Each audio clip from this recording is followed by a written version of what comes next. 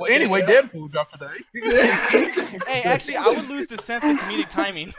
No, the thing is, it's like the trailer, because we was gonna talk about it on here, but it actually got leaked before the main official trailer, and I'm just like, how are we gonna actually talk about this when we can't even show a leaked trailer? Plus, really, not that much actually happens in the clip there is, but then we actually got a full release for the Deadpool teaser.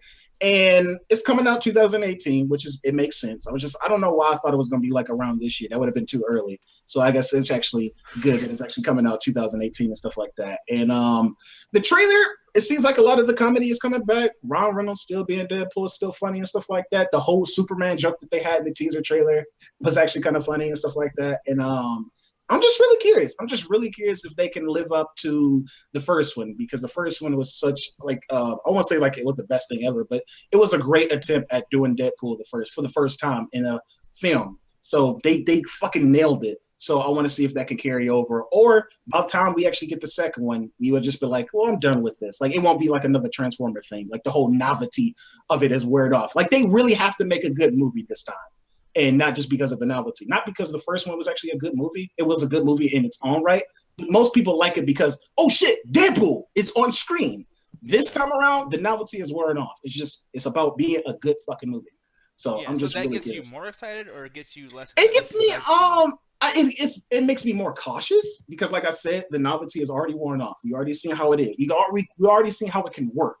Now the bad thing is the sequel, like how most of these superhero movies are. Is it going to do better than the first one or not?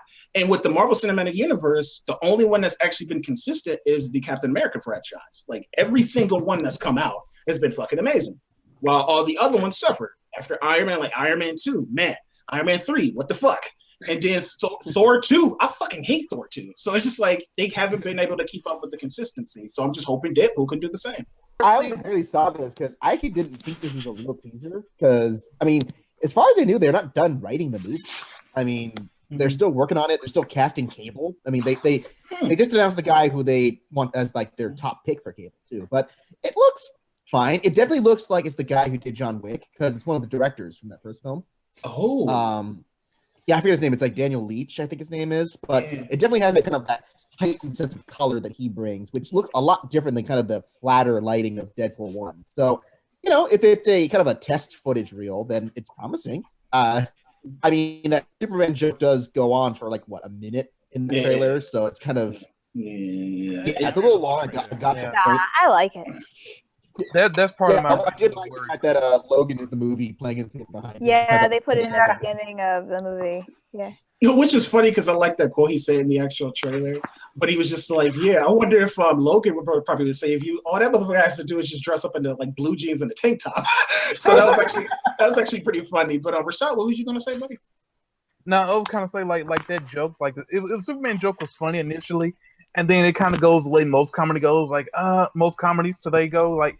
You're kind of dragging this joke along. Should have ended it a good 10, 20 seconds ago.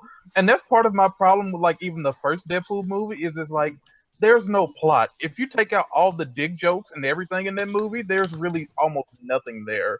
And that's kind of why like I really don't like you said, the novelty of it was there the first time around. But I don't want to revisit it because that novelty went away, I would say, about a month after I saw the film. Yeah. I'm kind of hoping that this one has like a better, well, not better writers, I know same writers, but I hope they construct a bit more of a stronger plot because, like you said, I'm definitely more cautious, so I'm with you on that one. Yeah, I think I heard they brought in another writer to help rewrite the script too. Well, not only that, they even brought in the director as well. Yeah. They lost the first director, right?